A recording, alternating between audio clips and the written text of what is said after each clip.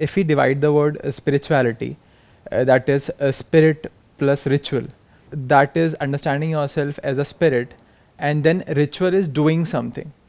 So आपके पहले sessions में when you started you said no, it is understanding is more important, you know. Then you have meditation videos also, then you have affirmations which are more ritual kind of thing.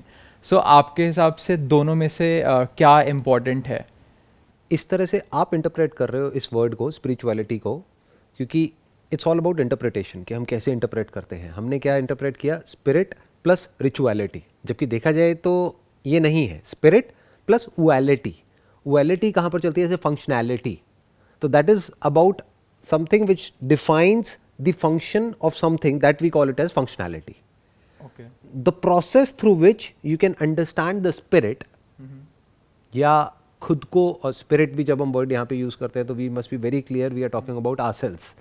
तो खुद को समझने का जो process है, वैसे तो कोई प्रोसेस नहीं है, लेकिन आप कह सकते हो जो तरीका है. और मज़े की बात क्या है, कोई तरीका भी नहीं है. तो खुद को समझने की जो जर्नी है उसको स्पिरिचुअलिटी कह सकते हैं. Okay. क्योंकि वर्ड्स की अपनी लिमिटेशंस हैं. Yes. अब ये वर्ड जिसने भी इन्वेंट किया स्पिरिचुअलिटी, उसने किस स्टैंड पॉइंट से किया, क्या समझ करके किया, nobody knows that. Okay. But all I am saying is कि word is not the thing. हमें वर्ड्स में उलझ करके नहीं रह जाना है. Okay. ये देखना है कि वर्ड्स इशारा किस तरफ कर रहे हैं. बहुत बार वर्ड्स गलत भी होते हैं. जैसे बहुत सारे वर्ड्स ऐसे हैं संस्कृत में और हिंदी में जिसका प्रॉपर कोई वर्ड है ही नहीं इंग्लिश की डिक्शनरी में. तो अगर आप इंग्लिश में उसको डिफाइन करेंगे तो उसका जो मीनिंग है, जो क्रक्स है, जो एसेंस है, वो ही मर जाएगा. तो उसको उसी लैंग्वेज में समझना पड़ेगा जहाँ से वो वर्ड ओरिजिन हुआ है, जहाँ से वो वर्ड क्रिएट हुआ है. Okay. और वो वर्ड भी एब्सोल्यूट नहीं है, because word is not the thing. जैसे word air is not air, दोनों में फर्क है ना. एयर है which we can feel it, Yes. We are breathing. Yeah. But is word air the same as air? It's different. Very different. तो word is not the thing. Spirituality में सबसे पहले ये समझना होता है. नहीं तो हम क्या होता है, हम वर्ड्स में उलझ करके रह जाते हैं. बहुत लोग वर्ड को ही अंडरस्टैंडिंग समझ लेते हैं. पढ़ लिया और लगा कि हाँ मुझे तो समझ आ गया है, थोड़ा सुन लिया और लगा कि मुझे तो समझ आ गया है. That is all in the realm of thought. Words क्या है? बेसिकली अंदर कुछ भरा हुआ है, बाहर कुछ है, कुछ लिखा हुआ है, वो सब अंदर चला गया, खत्म. अगर मैं आपको एक सिंपल एग्जांपल दूं, have you ever been to Alaska या have you ever been to Switzerland? No.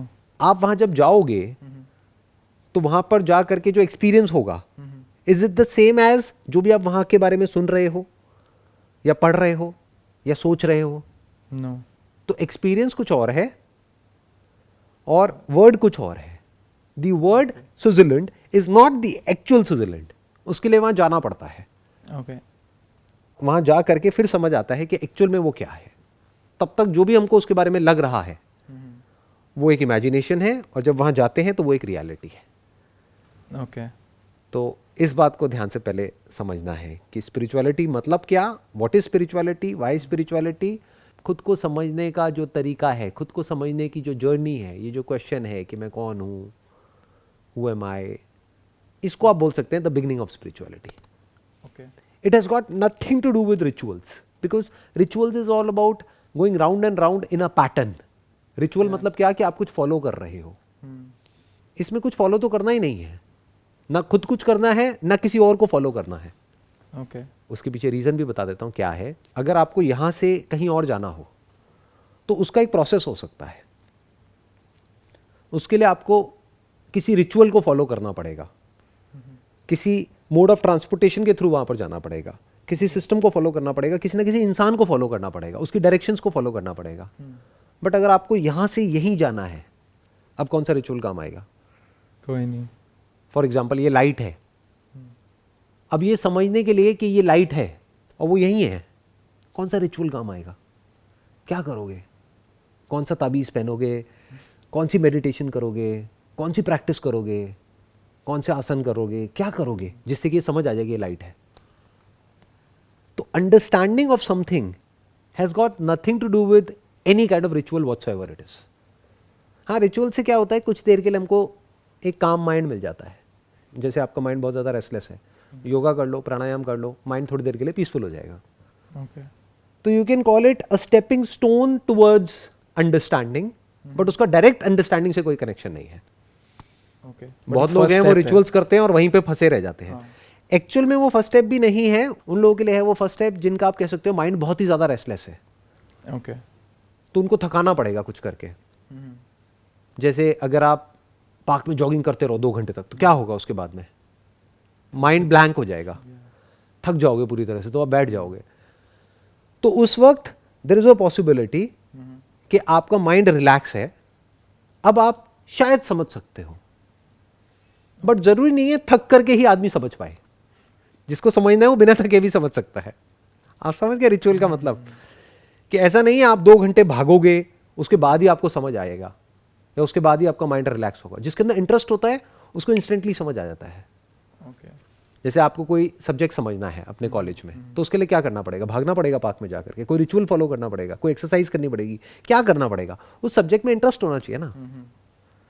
तो जिसका इंटरेस्ट है इस टॉपिक में, जो इसकी सिग्निफिकेंस को देख पा रहा है, उसको कुछ करने की जरूरत नहीं है. वो सुनेगा और उसको समझ आ जाएगा with in the fraction of a second. यहीं अभी की अभी सब समझ आ जाएगा. क्योंकि आप कहाँ हो? यहीं हो. आप कब हो? अभी हो. तो अब उसके लिए क्या करोगे? तो इट्स ऑल अबाउट अंडरस्टैंडिंग. जैसे फंक्शनैलिटी क्या है? किसी भी चीज का कोई फंक्शन है, functionality. Understanding about the function, the step by step process is functionality. ऐसे ही स्पिरिचुअलिटी क्या है? Understanding about the spirit, not a spirit, not your spirit और my spirit, the spirit is spirituality. Okay. तो rituals may और may not help. ज्यादातर cases में क्या होता है, रिचुअल्स ट्रैप बन जाते हैं. लोग रिचुअल्स शुरू करते हैं. रिचुअल्स मतलब क्या? कोई मेडिटेशन, कोई ये, कोई वो उसी को एंड गोल समझ लेते हैं. और 20 साल हो गए हैं बस कुछ करते चले जा रहे हैं, किसी रिचुअल को फॉलो करते चले जा रहे हैं. कभी अपने आप से क्वेश्चन ही नहीं पूछ रहे कि जो मैं कर रहा हूँ कर क्यों रहा हूँ. तो वो एंड गोल तक कभी पहुंच ही नहीं पाते. वो उसी को स्पिरिचुअलिटी समझ लेते हैं. सिमिलरली आप जैसे आपने कहा कि सिर्फ अंडरस्टैंडिंग के लेवल पे you don't need to follow anything, कोई पाथ नहीं चाहिए. उसको अगर रिलेट करा जाए एज पे, is age an factor to learn spirituality? मतलब कॉग्निटिव डेवलपमेंट हो जाना चाहिए उतना तब हम वो समझ पाएँ स्पिरिचुअलिटी को, कि कोई भी समझ सकता है, कोई एज लिमिटेशन ही नहीं है? देखो, age is basically a dual edged sword. जैसे जैसे एज बढ़ती है ना, तो ज़्यादातर लोगों का दिमाग बंद होता चला जाता है. ये आपने ऑब्जर्व किया होगा, जा करके देखा होगा लोगों को. वो रिजिड हो जाते हैं. वो अपनी थॉट प्रोसेस को लेकर के बहुत ही रिजिड हो जाते हैं. अपने बिलीफ को पकड़ लेते हैं. उनको लगने लग जाता है कि मुझे तो पता है, मुझे कुछ मत बताओ, मुझे कुछ मत सिखाओ, तुम्हें क्या पता, तुम तो अभी बच्चे हो. तो जो बच्चा है वो ज़्यादा अच्छे से समझ सकता है और सीख सकता है किसी भी टॉपिक के बारे में. ये कोई रूल नहीं है, बट पॉसिबिलिटी ज़्यादा है. फॉर एग्जाम्पल, किसी स्कूल में, कॉलेज में एक 60 साल के आदमी को बिठा दो. अब अगर तो वो एक लर्नर होगा तो सीख जाएगा, बट अगर लर्नर नहीं होगा तो वो घबरा जाएगा. जैसे आपने एक चीज़ ऑब्जर्व करी होगी अपने घर में, फैमिली में, यहाँ पे वहाँ पे, कि जो आपके ग्रैंड पेरेंट्स हैं वो टेक्नोलॉजी से कितना डरते हैं. हाँ. कि जैसे कोई नया उनको आप स्मार्टफोन दे दो, वो घबरा जाएंगे. वो कहेंगे क्या है, मुझे तो आता ही नहीं है, कैसे करूँ. और एक बच्चे को दे दो, वो 1 घंटे में सीख जाएगा. तो इसके लिए कैसा माइंड चाहिए? ना तो बिल्कुल ही बच्चे वाला माइंड, क्योंकि बच्चे क्या है, वो फड़फड़ाए हुए हैं, वो एक जगह पे टिक ही नहीं सकते, उनकी अटेंशन एक जगह पे टिक ही नहीं सकती, तो वो नहीं समझ पाएंगे. ठीक है. एज जिसकी बहुत ज़्यादा है, जब मैं एज की बात कर रहा हूँ तो I am not talking about chronological age, I am talking about psychological age. क्योंकि ऐसे बहुत लोग हैं जिनकी एज ज़्यादा है लेकिन माइंड से बिल्कुल यंग है, कुछ भी नया सीखने के लिए तैयार है. और ऐसे लोग हैं जिनकी एज कम है, मे बी 20-25 साल है, लेकिन दिमाग बंद हो चुका है. उन्हें ये लगने लग गया है कि नहीं, हमें तो सब कुछ आता है, हमें तो सब पता है. उनसे कोई भी सवाल पूछो, उनके पास सारे सवालों के जवाब हैं. तो इसका मतलब उनकी एज हो चुकी है, अब वो बूढ़े हो गए हैं. सो एक ऐसा माइंड चाहिए, इररिस्पेक्टिव ऑफ द एज, जो थोड़ा सा ठहरा हुआ हो और ओपन हो कुछ भी नया सीखने के लिए, सुनने के लिए तैयार हो, कुछ समझना चाहता हो, जिसके अंदर क्यूरियोसिटी हो, जिसमें कुछ जानने की चाह हो, जो एक्सप्लोर करना चाहता हो लाइफ के अलग अलग डायमेंशंस को, वो सीख जाएगा, वो समझ जाएगा. जिसको ये भी समझ आ रहा हो कि इस दुनिया में जो भी करने लायक है वो करके देख लिया, लेकिन एंड में कुछ होता नहीं है. It always comes back to square one. जहाँ से शुरू किया था फिर वहीं पहुँच जाते हैं. चाहे कोई भी प्लेजर हो, चाहिए हो, वो वट एवर इट इज़, वो कुछ टाइम तक बड़ा अच्छा लगता है लेकिन बाद में एक्चुअल में नहीं होता है. बिल्कुल जैसे हाथ में आप पानी को पकड़ने की कोशिश कर रहे हो, नहीं ठहरता है. तो एक ऐसा माइंड चाहिए जिसको मोटा मोटा ये समझ आ गया हो कि this is not the answer, running in the world is not the answer. And when I am talking about running in the world, spirituality is part of that world. क्योंकि स्पिरिचुअलिटी के नाम पे बहुत सारी चीज़ें जो हो रही दुनिया है वो इस दुनिया से भी खतरनाक है. वहाँ पे क्या क्या कर रहे हैं लोग और क्या क्या करवा रहे हैं उसकी कोई लिमिट ही नहीं है.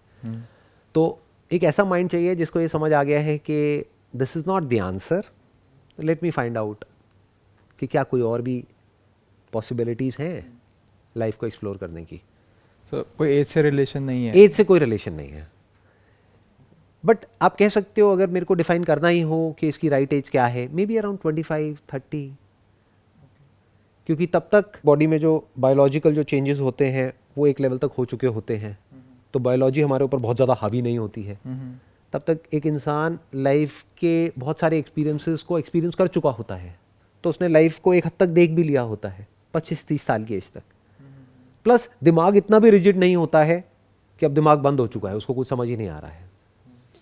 तो I think that is the right age, around 25-30. क्योंकि जो बच्चा है 15-16 साल का, वो तो उसको बातें समझ नहीं आएंगी. जिसकी एज बहुत ज़्यादा है उसको भी समझ आने के चांसेस बहुत कम है. वो रिचुअल्स में फंसे हुए हैं, कुछ भी कर रहे हैं जिसका कोई मतलब नहीं है, बस कर रहे हैं. क्यों कर रहे हैं? क्योंकि 20-30 साल से यही करते आए हैं. अपने बड़े बूढ़ों को भी यही करते हुए देखा है, तो वही करेंगे. उनसे पूछो क्यों कर रहे हो, उनके पास कोई जवाब नहीं है, ना वो जवाब जानना चाहते हैं. मेंटल हेल्थ, आज हम बहुत बातें करते हैं कि शुड बी मेंटली हेल्दी. तो क्या ये हम कह सकते हैं कि जो स्पिरिचुअलिटी में बिलीव करता है या स्पिरिचुअलिटी के पाथ पे चलता है, they are less prone to have mental disorders? Spirituality has got no direct relation with psychological disorders. Okay. Direct नहीं है, इनडायरेक्टली आप कहीं से भी किसी भी चीज़ को किसी से भी कनेक्ट कर सकते हो. डायरेक्ट कोई रिलेशनशिप नहीं है. In other words, psychological disorder होता क्या है, उसका ग्राउंड क्या है? There could be 2 grounds for it. One is biology, second is psychology. तो बायोलॉजी आज की डेट में हमारी सबकी पूरी तरीके से हिली हुई है. क्यों? क्योंकि सब कुछ पॉल्यूटेड है. यस.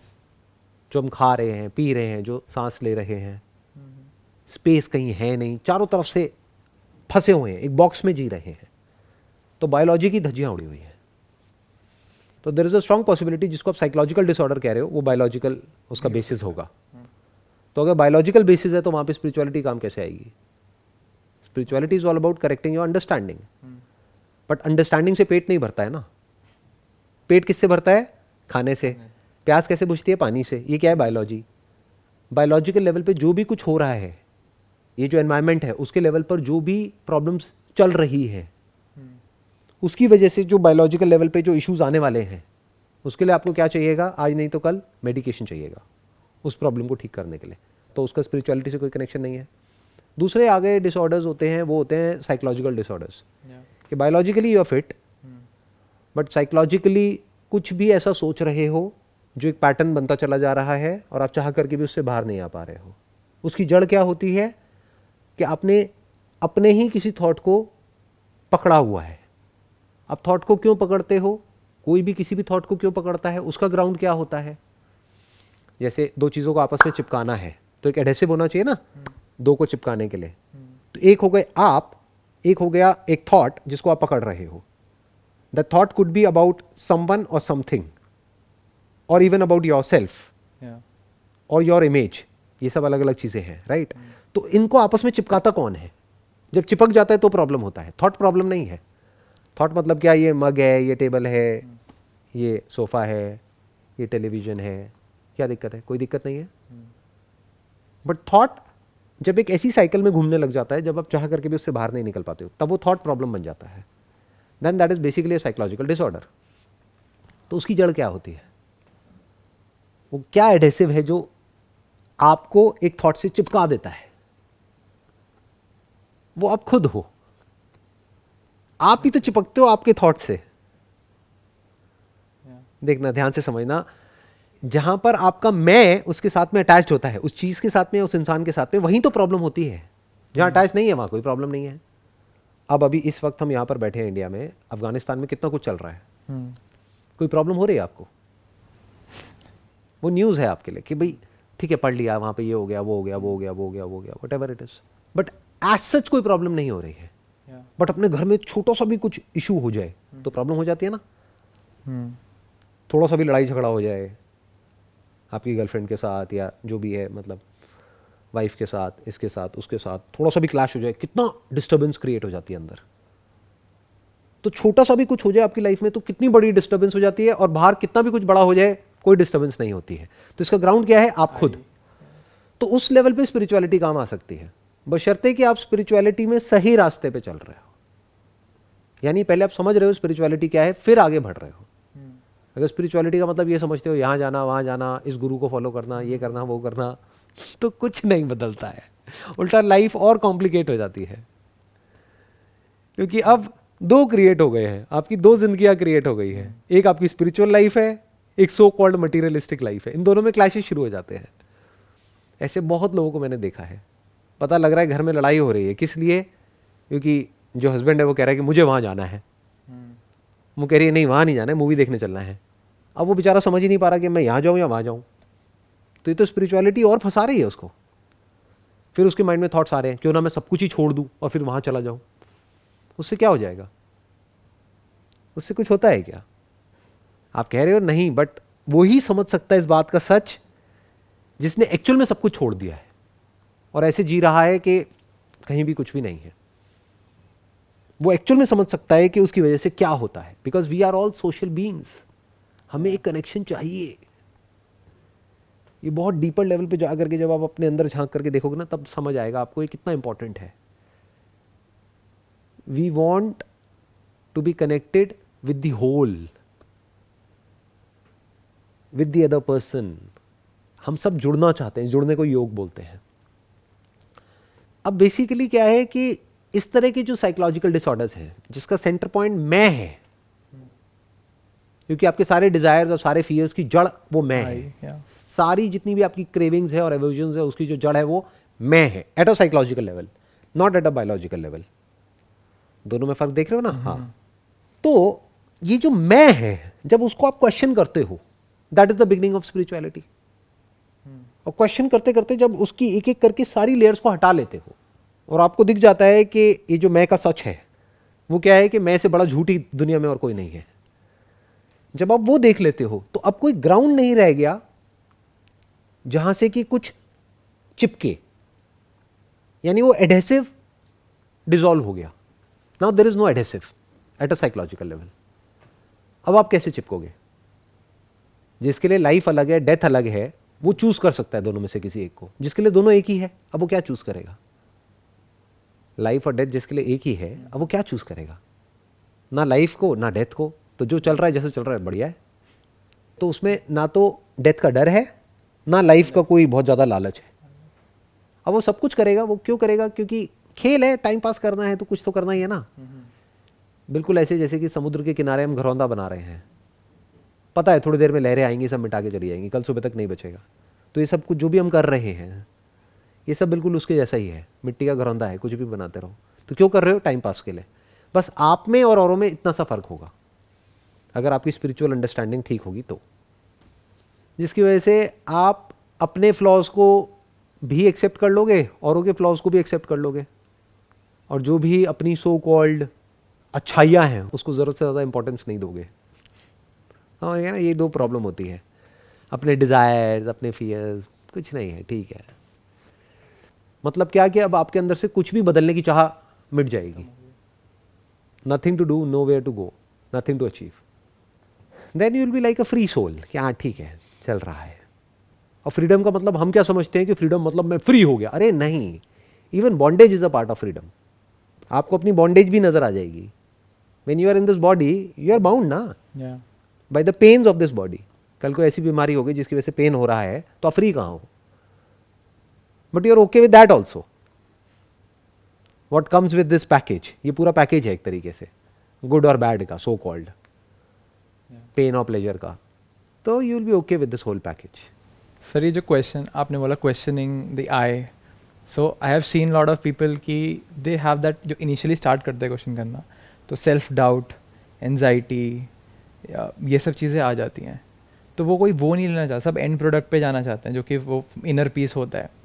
जैसे कि बहुत हमारे उसमें पुराणों में भी लिखा हुआ है कि जैसे जो समुद्र मंथन जैसे हुआ था, तो ऐसे मन मंथन भी होता है. तो वो पहले का जो विश होता है, जो सेल्फ डाउट का, एंजाइटी का, वो कोई नहीं लेना चाहता. सब उसको करना चाहते हैं एंड रिजल्ट को.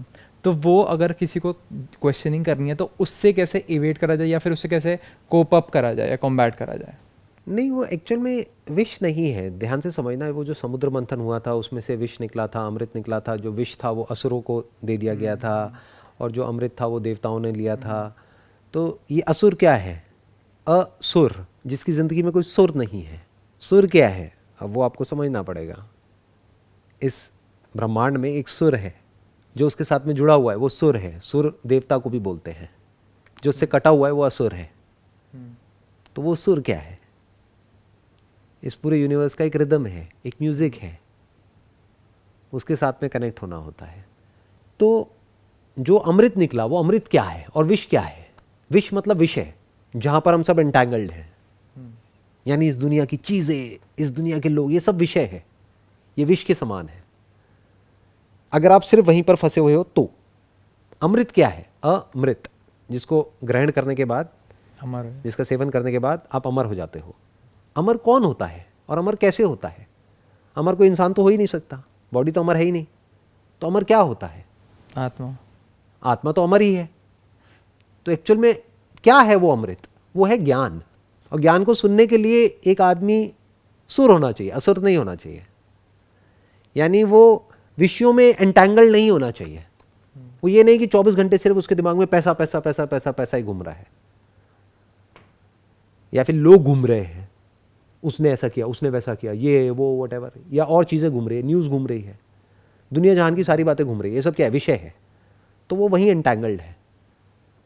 तो एक ऐसा आदमी चाहिए जो इन सब चीज़ों से कनेक्टेड है, लेकिन उसको यूज़ कर रहा है अपने सर्वाइवल के लिए, बस एक कंफर्टेबल लाइफ जीने के लिए. बस उसकी लिमिटेशन उसने देख ली है कि it is required, money is required for a comfortable life, that's it. ना उससे ज़्यादा उसकी इंपॉर्टेंस है, ना उससे कम. वहाँ तक उसने देख लिया है और उस कंफर्टेबल लाइफ को भी अचीव कर लिया है. अब उसके बाद में नेक्स्ट स्टेप आ जाता है. अब क्या करेगा वो? अब वो सुनने के लिए हो सकता है तैयार हो. तो अब वो जो उसको ज्ञान मिल रहा है वेदों से, पुराणों से, या कहीं से भी, उपनिषद से, तो वो जो ज्ञान मिल रहा है वो अमृत के समान है. क्यों? क्योंकि वो ज्ञान से ही काम हो जाता है. अगर वो ज्ञान जिस तरफ इशारा कर रहा है उस तरफ आपने देख लिया है, तो वो एक जगह पर इशारा कर रहा है, वो आपको आपके पास लेकर के आ रहा है. अब आपने अगर देख लिया कि अरे मैं ये हूं, तो अब आपको अमर होना नहीं है, अब आप अमर ही हो. The topic is closed. तो एक्चुअल में कोई अमृत नहीं है जिसको आपको पीना है, जिसको पी करके आप अमर हो जाओगे. वो ज्ञान ही अमृत है. ये जो अभी हम बात कर रहे हैं यही अमृत है. अगर किसी ने इसको ध्यान से सुन लिया और समझ लिया तो अमर हो गया. वो क्या है? जो महावाक्य हैं उपनिषद के, तत्वमसि, यानी यू आर दैट. खत्म. यही तो अमृत है. अगर आप वो ही हो जो ना पैदा होता है ना मरता है, तो बात ही खत्म. आगे कुछ रह ही नहीं गया करने के लिए. Topic close. अब ये जो विषय है जो और लोगों के लिए विष के समान है, तो वो इंसान जो खुद को जानता है उसके लिए ये विषय भी अमृत है. क्योंकि उसका आधार क्या हो गया? Love and compassion. लव मतलब क्या? जुड़ना. अब वो किसी एक पर्टिकुलर विषय से नहीं जुड़ रहा है, वो सबसे जुड़ गया है. क्योंकि विषय भी तो उसी का पार्ट है, उसी में है. सब कुछ कॉन्शियसनेस में ही तो है. तो अब सब कुछ उसमें आ गया है और वो सब में आ गया है. तो कहीं भी कोई सेपरेशन, कहीं भी कोई डिवीजन नहीं रह गया है. तो ये विष और अमृत का भी डिवीजन खत्म हो जाता है उसके बाद में. ना कुछ विष है ना कुछ अमृत है. फिर आप ना सुर हो ना असुर हो. आप में ही सुर भी है और असुर भी है. आप में ही अच्छाई भी है, बुराई भी है. सब कुछ आप में ही है, बाहर कहीं कुछ है ही नहीं. तो इस तरह से जब आप देखने लग जाते हो तो हमें एक्चुअल में इन सब कहानियों का या ये सब जो बातें हैं इनका असली में मतलब समझ आता है. नहीं तो बस ऊपर ऊपर लेवल पे हम सुनते रहते हैं और अपनी कहानी अपने माइंड में बनाते रहते हैं। पहले एक कहानी, फिर उसकी एक और एक कहानी हमारे माइंड में बनी हुई है, और हर इंसान के माइंड में अलग अलग कहानियां बनी हुई हैं। बट एक्चुअल में अगर आप देखना चाहते हो वो किस तरफ इशारा कर रहा है, तो आपको उसको रूट से कनेक्ट करना होगा। ऐसा क्या निकलता है वो मंथन के बाद में? जो समुद्र मंथन है वो कहीं बाहर नहीं है, अंदर है, सिंबॉलिक है। तो वो अंदर ही तो है। अभी ये समुद्र मंथन ही तो चल रहा है, यानी ये जो मन है वो एक समुद्र के जैसा है, उसका हम मंथन कर रहे हैं, तो उसमें से कुछ निकल रहा है। तो पूरा मंथन करने के बाद में कुछ ऐसा निकलता है, कुछ ऐसा हमको नजर आता है जो इन बातों से परे है, जहां पर जा करके बोलती बंद हो जाती है, जहां पर कुछ बोलने को नहीं रह जाता है। और वो जो होता है वो हमारे सामने होता है, यही होता है, अभी होता है। वहां पर क्या होता है? शांति होती है, बस।